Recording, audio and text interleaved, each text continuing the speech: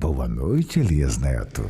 Olá, boa noite, tudo bem com você? Estamos chegando com Boa Noite, Elias Neto aqui pela TV Cidade Verde. É sempre um prazer estar aqui e terça-feira a gente traz sempre um programa de uma forma especial para você que nos acompanha em todas as cidades de Mato Grosso e para você que está em outros cantos do mundo, porque agora a gente não tem mais fronteira com o YouTube e também com o nosso Facebook. Portanto, um grande abraço, muito obrigado pelo carinho e pela audiência. Já vamos colocar aí a imagem da nossa entrevistada de hoje. Olha aí, olha ela, né?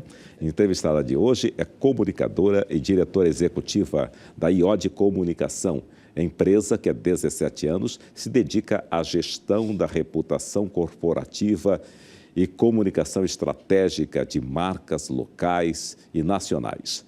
A IOD é uma agência de comunicação que presta serviços de consultoria, assessoria bilíngue, produção de conteúdo e assessoria da imprensa.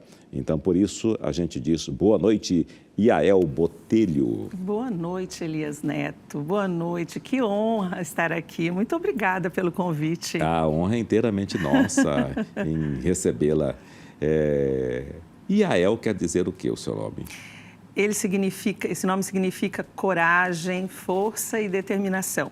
Que é exatamente corretíssimo esse nome, então, né? Quem me dera.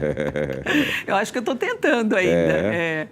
Mas é um nome judaico, é um nome de origem judaico, né? E é um nome bastante comum nas comunidades judaicas. Sim. No Brasil, obviamente, ele é meio único. Sim. Eu tenho poucos homônimos. Sim, é muito legal.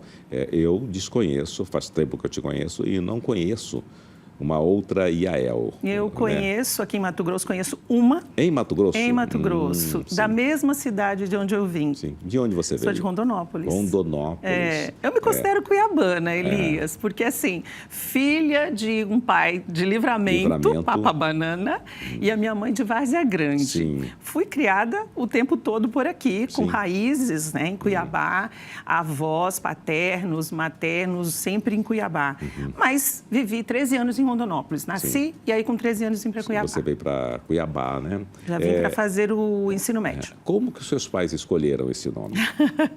Era uma paixão antiga do meu pai. Sim. Ele sempre foi muito interessado pela história do povo de Israel. Sim. E aí ele se interessou, foi estudando e teve acesso a um livro, A Guerra dos 6 Dias. Sim. Nesse livro tinha uma comandante de tropa chamada Yael Dayan, filha do Moshe Dayan. Moshe Dayan. O general. Sim. Perfeito. E ele se encantou com a força, com a garra daquela mulher e a liderança que ela tinha, né? Porque lá as mulheres podem servir o exército.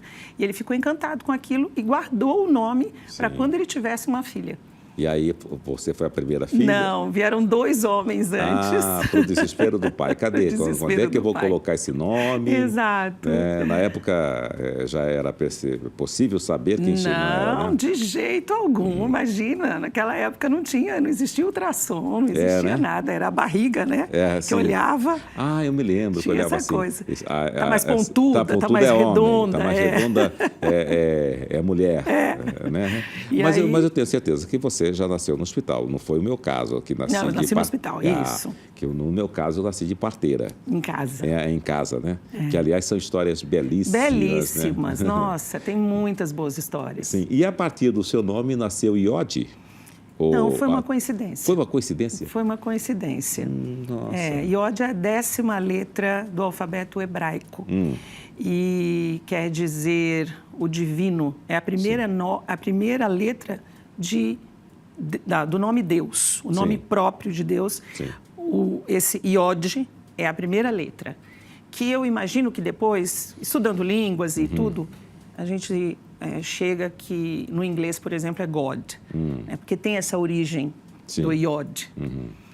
Mas é a 10ª letra do alfabeto hebraico. Sim, deu origem. Mas você já tinha esse conhecimento ou você foi pesquisar? Não, foi feita uma pesquisa. Foi feita uma pesquisa. Foi feita uma pesquisa. É você quem fez? Não, eu e um sócio, a gente fez a pesquisa com uma agência de publicidade para poder fazer e chegar nesse nome. Porque tem outros estudos, né? até que a gente consegue chegar no nome. Ah, entendi. Ou seja, é uma pesquisa importantíssima quando você está criando uma empresa. Extremamente importante. É a mesma coisa quando você dá um nome para um filho. Você já tem que pensar como é que vai ser no futuro. Exatamente. O que vai acontecer. Ocorre até, às vezes, de bullying, né? Na escola, essa coisa toda. As pessoas falam, meu Deus, onde é que estava o pai, onde é que estava a mãe? Exato. Eu tenho que te dizer, vou confessar que quando eu era criança eu não gostava do meu nome, Elias. Né? Eu me sentia desconfortável com ele. Sim, porque o seu nome, ele lá seria masculino. Não. É assim, lá ele é um nome feminino. Sim, feminino. Porém, no Brasil, os nomes terminados em El, em sua grande maioria, né, tem pouquíssimas exceções, mas o Manuel, o Rafael, o Gabriel, o Ariel, em geral, são nomes masculinos. Então, por assimilação, as pessoas, quando ligam e não me conhecem, por exemplo, mandam uma mensagem, ainda hoje, mandam uma mensagem, eu queria falar com o senhor Yael. Hoje não me incomoda, a gente amadurece, claro. Não faz diferença nenhuma. Sem problema, né? Mas quando você é criança, que você está estudando, que o professor lê a chamada, aquilo me incomodava, mas isso foi por algum tempo, já passou. Já passou, está dentro da Tantas coisas mudam. Agora, na sua trajetória, você foi... ou é ainda atriz? Não sou mais. Não é mais atriz? Não sou mais. Trabalhei muito tempo com teatro. Eu comecei a fazer teatro com Justino Astrevo. Sim, Justino Astrevo. E ainda não estava ali o Leonier Vitório. Com Leonier Vitório também? Com Leonier. Grupo Folhas, então. Grupo Folhas, lá atrás. Isso 1983, 84. Eu me lembro. O Grupo Folhas foi até lá por quase 90, não foi? Ou não? Foi.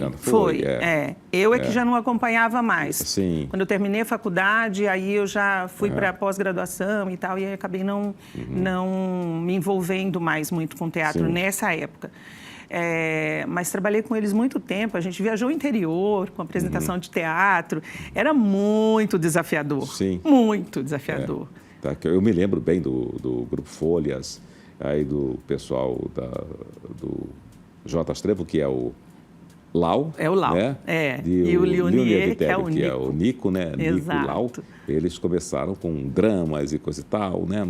Uma outra linha. Grandes amigos meus, né? Grandes amigos. Referências, nós sabemos disso, né? Do teatro, hoje são enormes referências. A linha do Folhas não se sustentaria hoje? Eu acredito que até se sustentaria hoje. Na época, não. Talvez hoje, né, seria uma proposta interessante. Hoje há espaço para muitos, claro. Né? Eu entendo que hoje talvez ela se sustentasse. Na época, eu acredito que se ele não saísse, eu acho que foi uma grande sacada, né? Os dois. Para o humor? Nossa. Para o humor regional? Foi assim, acertado demais. Super, né? Tanto que o trabalho deles tem, sei lá, longos anos, deve ter o quê? 20 anos já? Tem mais, porque eu me lembro, eu não sei qual foi a data, já tem um tempo que eu fiz, eu acho que 15 anos. Fiz uma reportagem falando sobre os 15 anos de Nico e Lau. Isso já tem uns 7 anos ou 8 anos. Deve já estar vai para aí 25 anos. Provavelmente. Né? Provavelmente.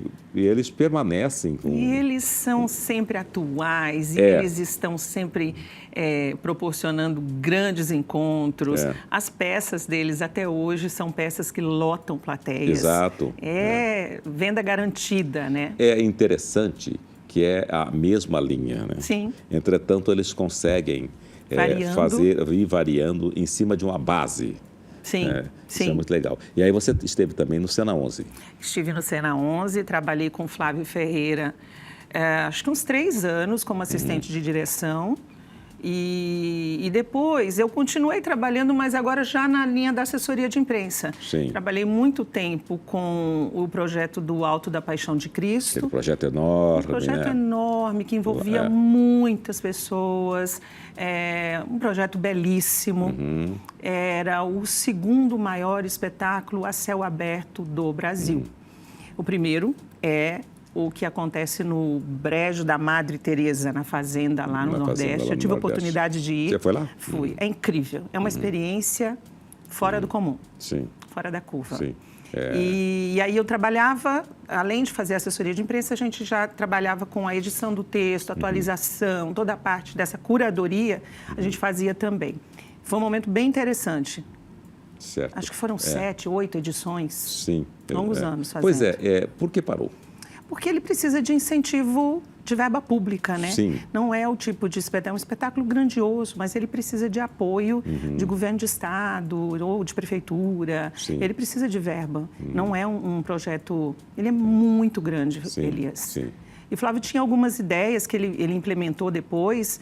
Ele trazia, por exemplo, os reeducandos para construir, ele dava o curso de formação para a construção do cenário, por exemplo. Então, era construído ali pelos reeducandos. Sim. As mulheres do, como chama o presídio? Esqueci agora, Mari Couto, Bom, o presídio feminino, elas recebiam a formação para costura com estilista, com costureira. Maíra do Couto. Exatamente. E aí elas faziam as roupas, as fantasias que eram usadas para, enfim, remodelavam todo ano, né? Tinha algumas que eram guardadas, outras precisavam ser remodeladas, e elas faziam todo esse trabalho. Então tinha um cunho social também que era bárbaro. E inclusivo. Inclusivo, né? Incrível. Era uma contrapartida. Exatamente. Né? Qual que é a sua formação? Eu sou formada em letras. Em letras. A minha formação toda é na área de educação. Sim. Depois é que eu fui para cursos de especialização e aí me enveredei pelo caminho da comunicação e comecei a trabalhar com comunicação empresarial. Já na faculdade trabalhei com aulas de comunicação empresarial e aí hoje trabalho com assessoria em comunicação. Muito bom. Fui migrando. Mas você também é professora? Sim, sou professora. De formação sou professora. Professora, sim. E exerceu essa... Muitos, longos anos da minha vida. Mas você dava aula, me lembro você dando aula de inglês. Sim. Dava aula de inglês, dava aula de português, português empresarial, e dava aula de literatura inglesa e norte-americana, que era a minha formação exata. Exatamente. Né? Trabalhei, só na Unic eu trabalhei 23 anos. Perfeito. Longos anos. Longos anos, né? É uma paixão. E você, como professora de português, como formada em letras, quando eu estou falando aqui, você percebe tudo isso? Não, eu guardo a caneta vermelha. Você guarda a caneta. Eu guardo a caneta vermelha. Exatamente. Agora, eu estou vendo aqui, tem uns detalhes muito interessantes, né? Você trabalha em consultoria, assessoria bilíngue. Sim, assessoria bilíngue. Porque há necessidade, em alguns momentos, de produção de conteúdo bilíngue. A gente precisa produzir o conteúdo em inglês, por exemplo, e aí eu vou usar a minha expertise para isso. Sim.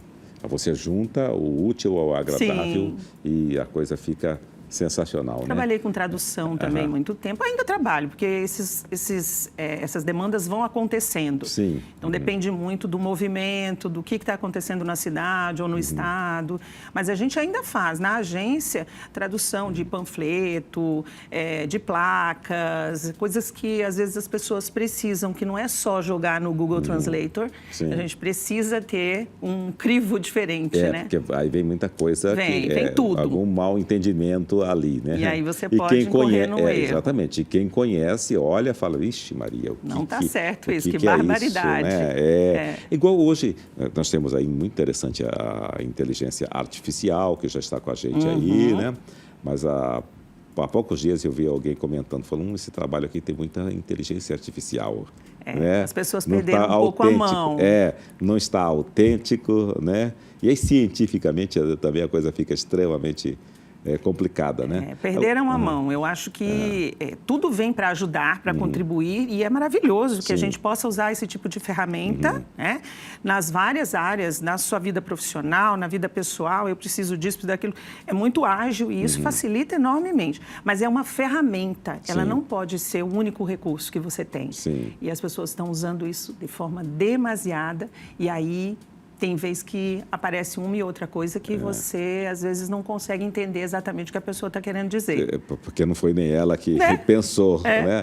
O que seria a gestão de reputação corporativa? Isso, nós trabalhamos com a gestão de reputação das marcas. Porque uma marca, nós temos algumas marcas nacionais no portfólio. Também internacionais? Digamos, sim, também, sim, né? a gente atende McDonald's, né, Sim, Outback, sim. são marcas internacionais. São internacionais, Sim. exatamente. Tá. E aí, quando a gente fala em reputação, é você cuidar daquilo o tempo todo. Você tem que estar atento e fazendo esse monitoramento para que nada respingue nessa marca. Então, além de você construir uma reputação positiva, porque é importante que você o tempo todo tenha pautas positivas, que você fale das coisas boas que a empresa faz. Nós sabemos que em algum momento pode acontecer uma crise. Né? Então, você tem que ter essa construção que a gente chama desse colchão de coisas positivas. Porque no momento que acontecer uma situação sensível, a marca vai estar blindada, ela vai estar resguardada. Isso é a gestão da reputação. E, no momento de crise, você saber agir de forma estratégica, no momento certo, qual é a hora de falar, como que nós vamos comunicar, de que forma que eu tenho que falar. Então, às vezes, algumas empresas demoram demais para dar a resposta ou nem respondem. E esse é um pecado. Esse é um suicídio. É um pecado muito grande na comunicação. Exatamente. Porque o princípio da comunicação, você, melhor que eu, sabe, é tornar uma informação comum. Eu preciso trazer isso para que ela fique comum, para que todos saibam. E se você guarda aquilo, você está correndo o risco das pessoas pensarem o que elas quiserem. Perfeitamente. E que ambas as partes possam falar, né? Seja equânime, né? Exato. Eu participei da cobertura de uma crise de uma grande marca em Mato Grosso, né? E eu me lembro que havia já uma certa facilidade para ir atrás, para conversar com essa marca. Era alguém que já estava lá realizando esse trabalho. Não sei se era você que estava por lá. Não sei, pode ser. Dependendo da época, talvez. Era um plano de saúde, né? Não estava lá. Não estava, né?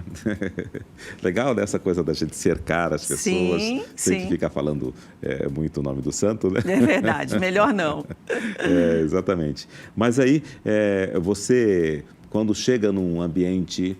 Essa questão de marketing, você olha a imagem. Quando você chegou aqui, olhou o nosso cenário, o que você pensou? Falei, deixa eu mudar aqui, mudar ali. Não tenho esse olhar. Não tem esse olhar? Não tenho esse olhar. Porque eu trabalho muito mais com o conteúdo, não com o marketing propriamente. Sim. Então, o nosso foco, ele está mais na produção de textos, produção de notas. Ele é muito mais textual do que... como é que eu posso dizer, a publicidade, por exemplo. A gente acaba desenvolvendo isso com o tempo, né, Elias? Quem trabalha muito tempo na área acaba tendo esse olhar. Mas eu confesso assim, eu fui super impactada quando eu cheguei aqui, me senti achando que eu estava no Jô Soares. Que bacana, obrigado, hein? Muito legal, que eu sou fã de carteirinha, né? Nos deixou, né? Mas assim, icônico, e eu não dormia sem assistir o Jô. Sem assistir o Jô Soares. Era o beijo do gordo que me fazia ir para a cama. Beijo do gordo, exatamente. Era muito bom. Então, eu já fui impactada quando eu cheguei e falei, uau, muito bonito, muito bonito. É incrível. Eu também, até hoje eu acesso o gordo. Eu também. Quando eu acesso ele, porque assim... É uma referência. Exatamente, é uma referência, né? E muito inteligente, que ele é super inteligente. E você aprende com ele que, às vezes, ele pergunta o óbvio.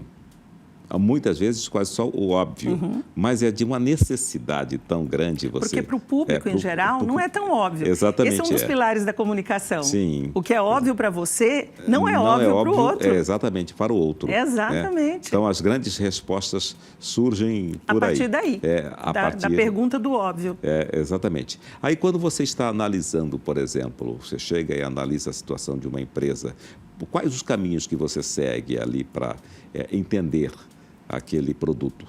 Normalmente nós temos algumas conversas, algumas reuniões para entender o produto, porque você precisa entender como é que aquilo nasceu, qual foi o objetivo dessa empresa, né? Para ela se colocar no mercado, tem um objetivo, tem um valor, tem uma missão dessa empresa, e a partir daí a gente construir a mensagem que ele quer divulgar para o cliente, para o consumidor, para o público-alvo, porque são públicos diferentes, né? E aí cada um vai direcionar. Normalmente, a gente tem uma reunião com o marketing. E essa reunião é muito importante, porque o marketing nos direciona para qual caminho vai ser seguido. A partir daí, são criadas estratégias, plano de comunicação, qual é a frequência que isso vai aparecer, porque também não pode ser uma coisa que fique maçante, Sim. que está toda semana, que está todo dia. É muito diferente de você colocar um anúncio no rádio. Sim. É muito diferente de você fazer anúncio na TV, que é todo dia, naquele horário, vai aparecer a propaganda daquele carro, daquele perfume. É muito diferente. Então, a comunicação ela tem que ser sutil. Né? A assessoria de imprensa trabalha com essa sutileza, com ética, com o cuidado, com essa curadoria, com esse crivo, para falar no momento certo, a mensagem assertiva, ela precisa comunicar e falar diretamente com o público que ela quer atingir. Certo. E o que seria uma mensagem assertiva? Assertiva. A mensagem assertiva é aquela que comunica o que a empresa traz no seu, como é que eu posso dizer? Da sua essência. Na sua essência, exatamente. Sim. É isso que vai fazer com que a mensagem seja assertiva. Sim, e de uma forma que ela não venha leve, né? Suave, Ela porém... não pode parecer comercial, né? Ela não pode ser agressiva. Exatamente. Né? Porque o comercial, ela é mais agressiva. Sim. Quando você vê uma publicidade, quando você vê um outdoor, ele é muito agressivo. Sim, porque exatamente. é a função dele. É para dar o impacto para a ela tem que venda. impactar, exato. Exatamente. A pessoa passa, ela tem, sei lá, 3 segundos, 5 segundos na rua para ela ver um outdoor. Então, aquilo tem que ser muito impactante. Tem que ser uma coisa que chame muita atenção. Sei. Tem uma comunicação agora dentro de um elevador de um dos nossos clientes que ela está incrível. Né? Depois eu vou te dar a dica para você ir ver, conhecer. Né? Ela muito diz sobre incrível. o quê? É lá do shopping? Sobre carro. Sobre carro? Você já esteve lá essa semana? Estive. Não sei se todos os elevadores Sim. estão envelopados daquela forma, mas ela te traz, o elevador está envelopado com aquele carro Sim. e te traz a sensação de que você está sentado dirigindo o carro. O painel do carro está ali, você sai dali pronto para fazer um test drive. Para fazer um test drive, né? Ela é muito impactante. Então, isso é marketing, né? Sim, é um marketing. Mas aí ele vai diferenciar da comunicação que é a assessoria de imprensa, que ela vai fazer, vai produzir um texto. Aquilo tem que ser muito mais sutil, muito mais leve. Sim. Eu me lembro, uma vez eu participei de uma campanha institucional na outra emissora e foi muito interessante porque era sobre a dengue. Para uma época parecida com essa época agora, que está se fazendo campanhas, né, contra a dengue. Agora, na época era só dengue, aí depois veio a zika, depois a chikungunya, né? Utilidade pública. Utilidade pública da própria empresa, essa campanha. E aí eu recebi um texto e eu não achei legal. E a forma como estava sendo conduzida. Porque a pessoa eu iria falar sobre dengue caminhando no Parque Mãe Bonifácia. Eu falei, não vai ser legal, eu vou criar um impacto. Mudei o texto, fiz um texto, porque eu já vivenciei essa situação, né? E dei um testemunho num local que era escuro, só aparecia praticamente a minha silhueta. A tua imagem? E eu contava a história. Deu um impacto, mas um impacto assim profundo. Nada mais verdadeiro do que um testemunho, exatamente. Né? Você contar uma história real. Perfeitamente. Aí eu me lembro até que um secretário de governo, ele me encontrou comigo, ele parou onde ele estava e veio te cumprimentar e falar, olha, que eu me senti representado quando você falou sobre aquela questão. Sensacional, né? Agora, sim, você falou ter cuidado com a marca. Um médico, por exemplo, ele é a marca, né? A própria marca. Aí ele fala, a gente fala de marcas pessoais, né? Aí ele fala, bom, eu quero agora mostrar um pouco do meu trabalho, tem aquela questão ética, do código e tudo isso, coisa e tal. Aí seria o caso, esse médico poderia ir para um anúncio assim dele fazendo uma dancinha, por exemplo? Então, isso vai muito para o marketing digital, né? Na realidade. Tem que haver um propósito para aquilo. Sim. Se tiver um propósito, eu acho que faz sentido. Não tem problema algum. Porém, tem que saber dividir muito, porque se você tem um perfil que é profissional, tem médicos que optam por ter 2 perfis, né? O perfil dele, que é o perfil do dia a dia, do diário dele, do blog dele, e o perfil profissional, onde ele vai dar informações técnicas sobre o do assunto que ele domina. Sim. É muito diferente isso. Mas não vejo problema se ele decidir fazer uma dancinha desde que esteja dentro do propósito dele. Se for dentro do propósito e tiver um objetivo, Sim. tá tudo certo. Funciona. Funciona. Pode funcionar. Hoje né? tem, Não é algumas perigoso, trends. É perigoso. É uma linha assim, muito tênue. tênue. Muito. Tem que saber fazer. O profissional que faz essa campanha, né, de marketing digital, ele tem que estar muito alinhado, tem que entender muito do cliente dele, conhecer esse cliente dele e saber até onde ele pode ir. Para não Sim. ser exposto, para não ter uma inversão, de repente, de comunicação, porque aí, de repente, o público dele que está acostumado a receber um tipo de conteúdo vai se assustar com vai aquilo. se assustar. Vai dizer, peraí. E ele pode perder aquele público. Ele pode perder. Que é perde, né? um problema. E esse negócio de ter mais ou menos seguidores e tal, tem a ver? Ou é uma questão nichada? É um nicho que o que importa é isso aí? Hoje, eu acredito que o que mais importa é você conversar com o público que você precisa. O seu público-alvo. Então, claro que existem grandes influenciadores com zilhões de seguidores e tal, e que têm um engajamento altíssimo. Mas eu acredito que os micro-influenciadores têm feito um trabalho incrível. Hoje nós temos os nano-influenciadores. Nano-influenciadores. A partir de como? Me explica isso aí. É a primeira vez que eu ouço essa palavra, nano. Ele pode ter 4 mil seguidores. Sim. E ele fala para o público dele. Eu Sim. conheço uma pessoa que ele fala com um público da gastronomia de uma forma incrível. Sim. Ele é super acessado, ele é referência no assunto e ele traz, não vou citar nomes, mas ele traz um conteúdo de altíssima qualidade, Sim. super engajado. As postagens que ele faz tem um monte de curtidas e comentários, as pessoas replicam aquele conteúdo, mas ele fala para aquele público. Sim. É um público muito nichado, que é o público da gastronomia. Certo. Então, não necessariamente você pega os perfis de dicas em Cuiabá. Sim. Tem muitos perfis, né? Sim. E eles se especializaram e eles dão dicas de restaurantes, dão dicas de hotéis e dicas de padarias e dicas de...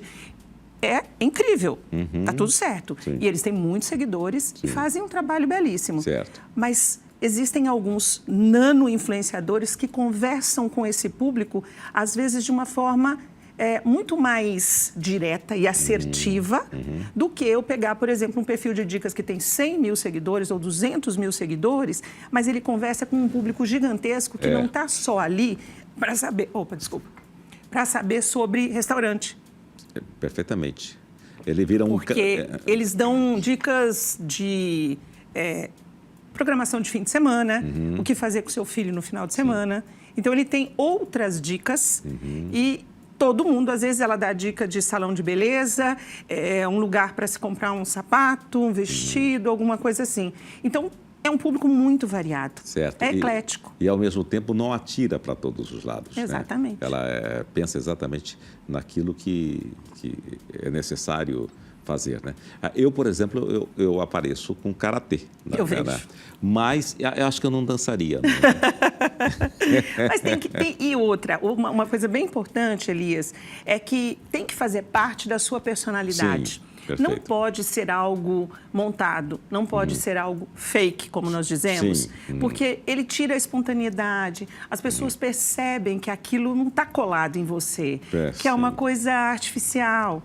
E aí você não consegue conquistar, você não consegue entregar a mensagem. E como é que você vê a convergência das mídias hoje? Eu acho que faz muito sentido. Gosto muito do que está acontecendo. Hoje nós temos, você vê, o teu programa, ele deve ser acessado na TV aberta, mas ele também está no YouTube. Sim. E deve ter um número enorme de visualizações, porque você é uma figura icônica do jornalismo mato-grossense. Tenho certeza que o formato que você está vindo agora, que você está trazendo, ele alcança públicos muito diferentes do que os públicos que você acessava quando você estava como apresentador de jornal. Exato. Porque você tinha um público cativo. Cativo, Vou assistir o Elias. Exato, exatamente. É o Boa Noite do Elias lá. Né? Mas isso era um outro formato de programa. E ali você acessava outros públicos. Aqui você trabalha com variedades, você entrevista pessoas extremamente relevantes. Não é o meu caso. Poxa vida, nossa. Mas eu tenho acompanhado médicos, profissionais liberais, você traz conteúdo de qualidade. Sim. E essa coisa de você ter essa liberdade para entrevistar, esse bate-papo que você tem aqui, ele deixa o público muito à vontade para interagir com você. Eu, assim, acredito muito nesse formato de programa. Tanto que os podcasts e os videocasts estão em alta. Estão em alta, sim. Porque é um bate-papo. Tem podcasts que a gente assiste 2 horas, 3 horas de conversa. Mas a coisa está tão gostosa, está fluindo. E é informal. Ele não traz aquela coisa do engessado. Do jornalismo hard news, né? Sim. Que realmente é uma situação que não dá para sair muito. Você tem que fazer aquilo que está no script. Aquilo que está no script, e são notícias pesadíssimas. Pesadas, né? em geral são notícias pesadas. Que não dá para... Aí quando você sai para esse formato, nossa, você tem assim um leque. E eu entendo que as pessoas têm gostado muito, caiu no gosto. Sim. Eu sou fã de carteirinha de podcasts, videocasts, eu estou o tempo todo assistindo e ouvindo. Se eu estou no trânsito, às vezes eu estou ouvindo o YouTube da vida. Não, tanto é que a questão, o rádio também, né? Impressionante como o rádio reapareceu. Demais, teve uma fase... O YouTube salvou o rádio. Salvou o rádio, exatamente. E, inclusive, hoje, Cuiabá, nós temos momentos que a gente fica 2 horas no carro, dentro do carro. Sim, né? vai e vem. Vai 40 e vem, minutos para ir, mais 40 minutos para voltar. Para voltar, e às vezes tem uma interdição que não foi comunicada, como foi o caso aqui na Miguel Sutil, né? Pegou todo mundo de surpresa. Então, o trajeto que ele faria em meia hora demora 2 horas. E aí, qual a companhia dele? É algo que ele possa ouvir. E tem que ser leve, né? E tem que ser leve. Exato. Né? E o rádio também ele traz muito forte. Isso. Eu sou suspeito, porque eu gosto muito de rádio. Sempre gostei. Um dos meus veículos favoritos sempre foi rádio. Sim. Gostava muito de rádio. E aí, quando vieram as novas plataformas, as novas mídias e a oportunidade de integrar o vídeo e a pessoa ter a possibilidade de ouvir isso depois, porque o problema do rádio era esse, né? Se você não ouviu naquele momento...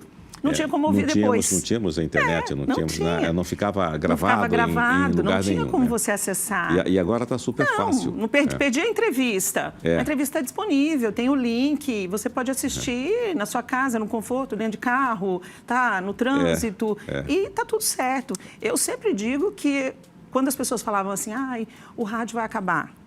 Houve uma época, né, das profecias. Das profecias. O rádio vai acabar. TV aberta vai acabar, elas se reinventam. Sim, perfeitamente. E aí você vai vendo que, nossa, o rádio ganhou uma força imensa, muito maior do que ele tinha antes. Por falar em profecia, o que você toma aí nesse seu trabalho, pelo seu nome, o que você acha dessas profecias assim que vem? Isso aqui não tem mais. É o tipo de coisa desnecessária, né? Porque logo em seguida elas são quebradas. Nós não estamos mais naquele mundo em que tudo está terminado e acabado. Houve uma época, né, que se a gente considerar isso anos, mas muito tempo atrás, que a chance de tecnologia ela era uma coisa muito impensada. Sim. Você imagina quando surgiu o celular? Nossa. Era uma coisa assim, apoteótica, né? Qual foi o seu primeiro celular? Um Motorola daquele assim? Com certeza. Assim? Um PT. Um PT? PT, era 550. Aquele pesadão, tijolão. E na época ele era só telefone, né? Não tinha mais nada. Não tinha mais nada. Ele só tinha a função de falar. Hoje você faz tudo com o celular, menos falar. Menos falar, exatamente. Os jovens, se você liga para ele não atende. Não atende. Eles têm uma dificuldade tremenda. Tremenda para atender, né? Se a pessoa atender, eu falo, esse aí já passou dos 50. Entrega a idade, né? Eu ainda sou das ligações, eu costumo ligar às vezes. Exatamente. Algumas ligações eu também ainda faço. Mas eles fazem também mensagem de voz, eles falam, né? Como a gente... Tem gente que prefere mandar mensagem, mandar áudio. Hoje já tem a facilidade da transcrição, né? A gente acessa lá. Acessa a transcrição e tudo bem, tranquilo. Mas tem um lance uma vez que o celular estava assim, só algumas pessoas chiques em Cuiabá. a nata da sociedade. A gente ia lá na Barão de Melgaço fazer uma fila gigantesca. Para poder entrar na lista de espera da operadora. E as pessoas ficavam naquela fila, mas uma fila fila poderosa que era, você lembra? Você entrou naquela fila assim, poderosa? Olha, vou ser sincera. Eu não entrei porque eu botei meu irmão para ir para a fila para mim. Sim, exatamente. Mas olha, tem gente que trocou muito de número de celular, né? O meu número de celular é o mesmo há anos. Qualquer pessoa que me acessou, que me conheceu em, sei lá, 2007, ela vai poder falar comigo hoje. Eu também nunca troquei. Há poucos dias um rapaz pediu, eu passei, ele olhou, falou, meu Deus do céu, esse número eu tenho. Quando ele falou, não, eu tenho aqui. É isso mesmo. Eu acho assim uma coisa, sei lá, acho que depende também da profissão da pessoa, né? Não sei se é só isso, acho que como antes a gente só tinha uma operadora, né? Exatamente. Quando vieram as outras operadoras, mobilidade. Isso foi possibilitando a portabilidade, as pessoas podiam usar o mesmo número e ir para aquela operadora ou trocar de número, né? Não quero mais esse número, vou trocar. Então, acho que isso... mas algumas pessoas têm uma facilidade para trocar de número. Adora trocar número, né? Eu não consigo. Eu fico pensando assim, se eu trocar de número... Eu vou ter que avisar todo mundo que eu troquei de número. Não sei, eu acho que eu vou ficar perdido nessa história. Fazer uma comunicação por WhatsApp e tal, até que as pessoas consigam te acessar novamente. E agora existe aquele golpe, né? Meu número, oi mãe, meu número trocou. Mais essa coisa toda. Eu levei um golpe quando eu estava isolado na Covid, né? Que a pessoa apareceu, era o Pescuma. A foto dele do Pescuma, tudo... entendeu? Como é que você vai duvidar disso? Como é que eu vou duvidar disso, né? Um amigo, né? Um cara, nossa senhora, ele pedindo para visitar, ajudar no estúdio dele, que estava com problema. Eu, na hora, assim, gente, eu estava com Covid, estava isolado, estava assim, bem fragilizado, né? E aconteceu isso. Mas essa história do celular, daqueles primeiros, eu me lembro que uma colega foi para São Paulo, aí ela voltou e estava dizendo, olha, eu vi uma imagem linda de uma senhora, ela descendo a escada rolante e falando ao celular. Legal. Foi um grande acontecimento. Exatamente. Vamos para o intervalo? Vamos. A gente vai para o intervalo e voltamos daqui a pouco conversando com Yael Botelho, este nome diferente e muito interessante para você, tá? Voltamos em instantes. E nós estamos de volta com Boa Noite, Elias Neto, aqui pela TV Cidade Verde. Muito obrigado pelo seu carinho, tá? Aonde quer que você esteja nos acompanhando, inclusive do outro lado do mundo, lá pelo Japão, sei lá, as novas tecnologias nos possibilitam exatamente isso aí, né? Como deve ser, Yael? Voltamos aqui a falar com a Yael, que é essa sapiência em marketing, em comunicação, né? Como deve ser o relacionamento com a imprensa quando você fala em termos de empresa? Você está falando de comunicação de um novo produto, um lançamento, por exemplo, ou você está falando em momento de crise? Os dois momentos. Tá. Primeiro, em momento de crise. Qual que é a providência inicial? Ocorre lá um problema? A assessoria de imprensa tem que entender, na mesma hora, montar um gabinete, ir para lá e entender o que realmente aconteceu. Sim. E que seja falado a verdade. Sim. Não dá para dourar a pílula. Não, né? Então, tem que ser assim, o que é que realmente aconteceu?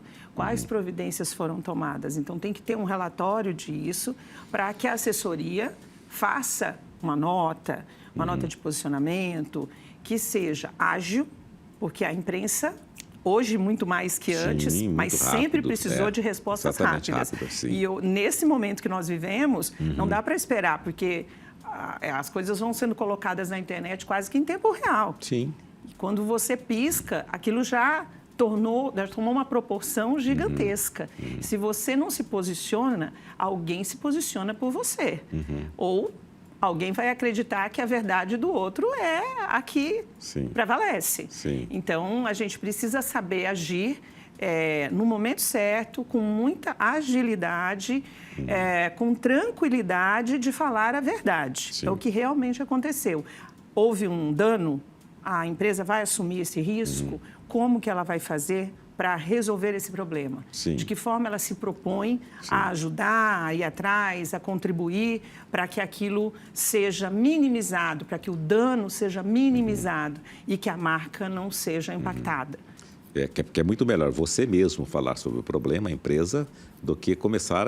Que o grande problema são as especulações que começam a ocorrer no decorrer. Isso é questão de minutos hoje. Neste momento que nós vivemos, é muito rápido. Sim. Tá. E quando ela chega com uma nova marca, e aí?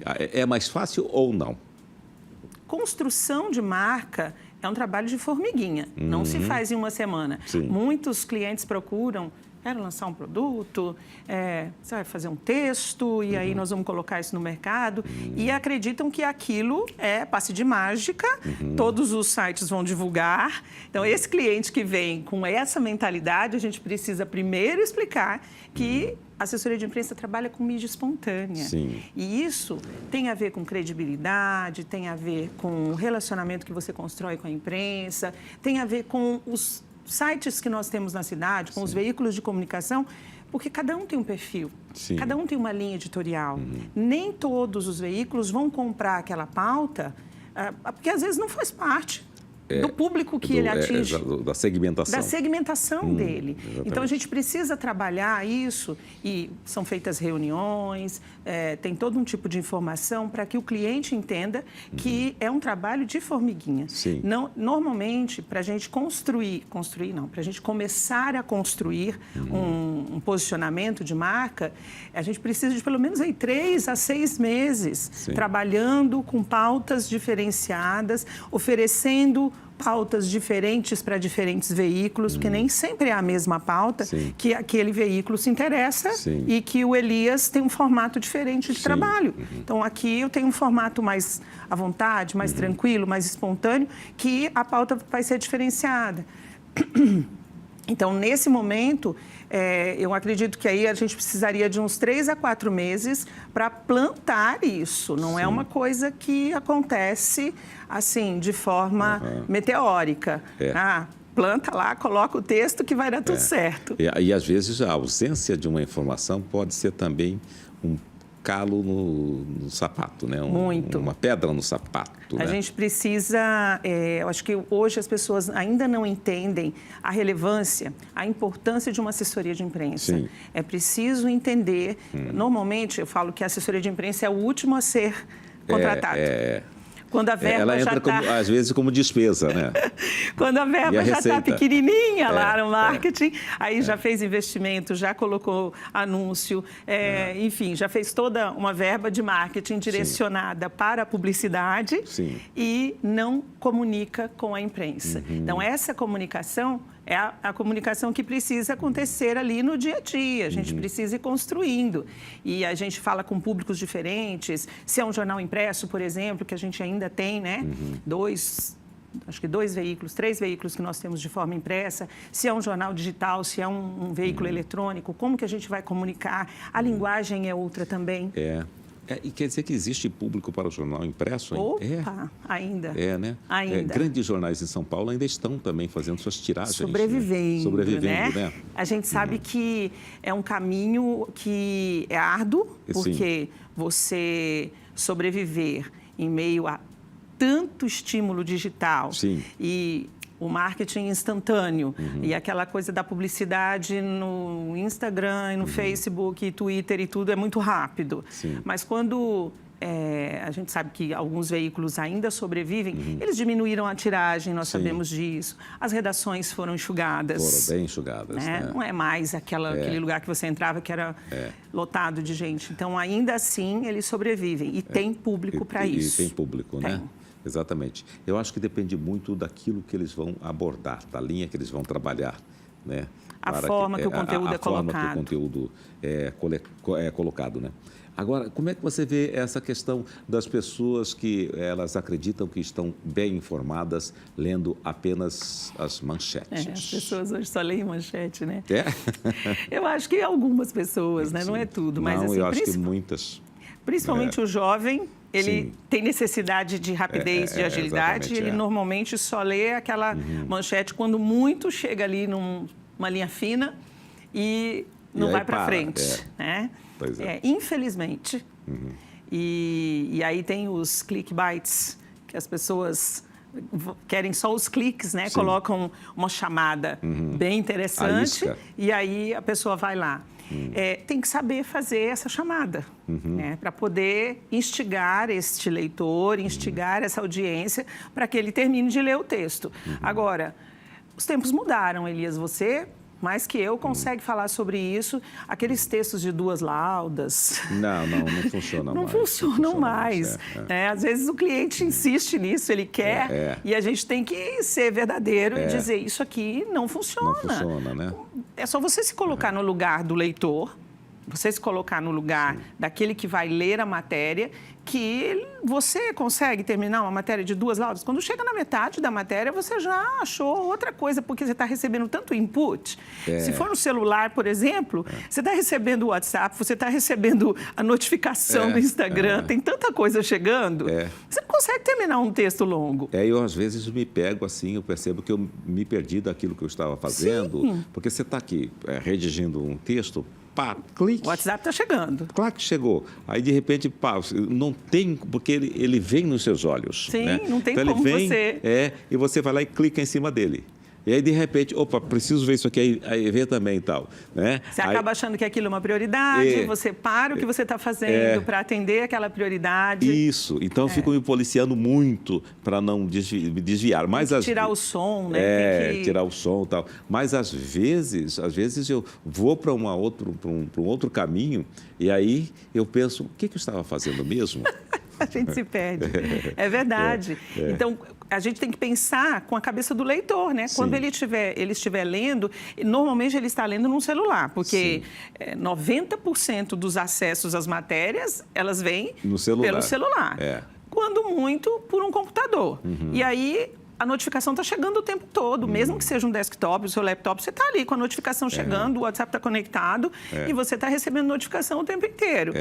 A chance dele terminar um texto longo, que tem, sei lá, 2 páginas, é muito pequena. Sim. Então, aí a assessoria vai orientar esse cliente que nós precisamos trabalhar com um texto enxuto, que ele tenha a informação clara, que ele instigue esse leitor a ir buscar mais informações, porque normalmente a gente coloca mais informações, acesse o @ e aí colocando ali para que a pessoa possa ser direcionada. Normalmente tem um hiperlink que ele já vai diretamente para lá. Assista o programa. Vai lá e clica. Então, você tem que ter um texto que ele convide o leitor a continuar, mesmo que seja numa outra plataforma. Mas você convida o leitor para continuar. Aquele texto não pode ser um texto gigantesco. Eu sei que, a hora que for ao ar este programa, você vai lá e vai fazer o corte e colocar lá um hiperlink, né? Assista o programa. Né? Assista o programa, com toda certeza. Exatamente. Com toda certeza. Inclusive, eu oriento as pessoas, façam isso. Sim. Ótimo.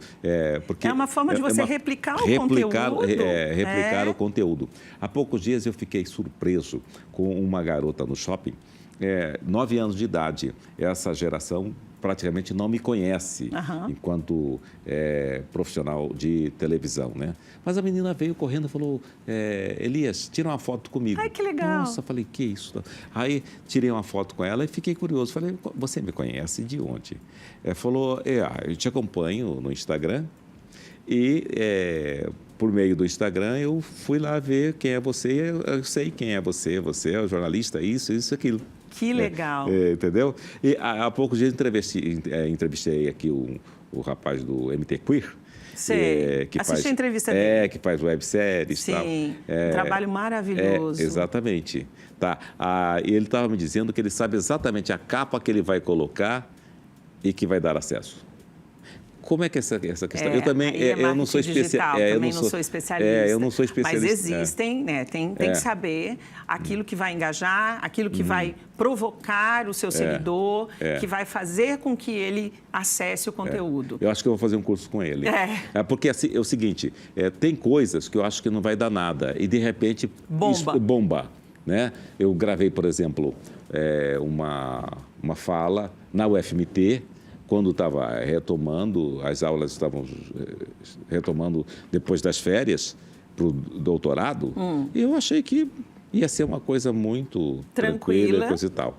A capa é minha imagem com uma mochila. Tá, entendeu? Olha, já exatamente. Eu ia 20 mil acessos, essa coisa toda. Deu 300 mil acessos essa... Incrível. Incrível. Essa... Existem estratégias para isso. Eu realmente não sou especialista no assunto. A gente entende do dia a dia porque está acostumado a lidar com isso. Sim. Mas essas técnicas, elas têm que vir de especialistas realmente. Sim. E tem gente muito boa no mercado. Sim. Tem gente muito boa, fazendo trabalhos incríveis, conseguindo resultados maravilhosos, mas é expertise. Ele estuda para aquilo, ele se especializa naquilo. E tem professores. Exatamente. Bom, você já ouviu falar num cara que chama-se Paulo Cuenca? Sim. Eu já fiz curso com ele. Incrível. Eu fiquei 3 dias, 3 noites acompanhando e tal. É uma coisa extrema. E hoje é tão fácil a gente ter acesso, sim, né? Porque você consegue assistir videoaula, você consegue assistir as aulas remotamente. Você pode estar falando com uma pessoa que está em outro país e está tendo acesso a todo o conteúdo que ele disponibiliza. Perfeitamente. É uma coisa extremamente minuciosa. É verdade. Você tem que estar atento para isso. Você falou com relação ao comercial, ao anúncio, essa coisa toda. Eu tenho um exemplo que é uns irmãos que trouxeram um suco para Cuiabá. Tá. Aí não existia ainda a internet. Aí eles começaram a anunciar. Eu, naquela época, não sou publicitário, não trabalho com marketing, né? Mas eu olhei e falei, cara, você vai falir. Você profetizou. Você vai à falência, né? Como era uma pessoa muito ligada a mim, falei, ó, não é assim que se faz. Muda isso aí. Ela falou, não, mas nós queremos fazer igual as grandes marcas. Eu falei, mas peraí, você está anunciando, está chegando bem arrojado com os anúncios, mas está faltando o telefone. Eles não davam o telefone. Tinham atentado eles queriam isso. se comparar com a Coca-Cola, entendeu? É diferente, né? Bom, a Coca-Cola, você falou Coca-Cola, mostrou pronto. Precisa falar mais alguma coisa, né? Já está dito tudo. E me parece que ela pode ficar, inclusive, não sei quantos anos sem anunciar, que não tem problema, né? Existem algumas pessoas que comentam sobre isso, mas eu tenho dúvida. Eu ainda acredito no poder do anúncio. Eu acho que se ela pudesse, porque ela deve fazer métricas, ela deve ter análises. Ela teria parado. Ela já teria parado. Né? Ela, não, eu estou numa situação de conforto, não preciso mais fazer.